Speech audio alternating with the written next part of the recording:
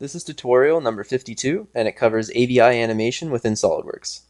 In this tutorial, I'm going to show you how to create an animation of an exploded view being assembled.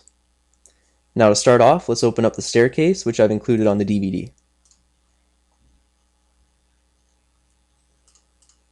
Now, once you have it open, we have to open up the AVI Animator.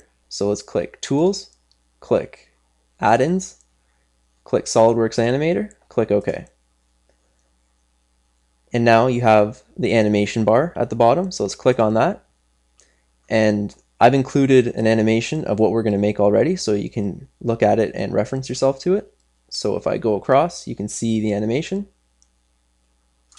And we're going to start out with just that, and we're going to end up fully assembled by the end. So to do this, I'm going to show you what we need to do and how to do it. So first, let's go to the model, and let's go to the configuration, and we already have an exploded view of the model. So let's double click on it, and you can see everything's exploded up, and what we're going to do is slowly bring down every piece down to assemble it. So to start off, how I made the other animation, you have to have it in the exploded view mode. Now click animation and right click on it and click new. So now we're creating a new animation. Now just so all that we see is the parts coming together, we have to zoom in a bit. And now to create the collapse, and we can do rotation too, is by clicking the animation wizard. So let's click it and let's click collapse, click next, and we can say how long we want it to collapse for. So we'll make this one a little faster. Let's make it just 30 seconds.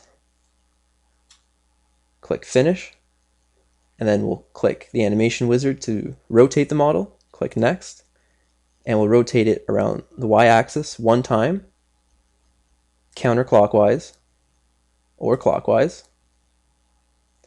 Click next, and we'll make it for the 30 seconds also.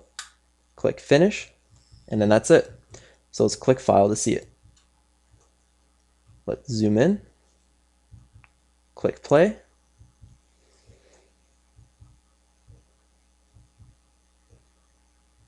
and you can see the assembly of the model.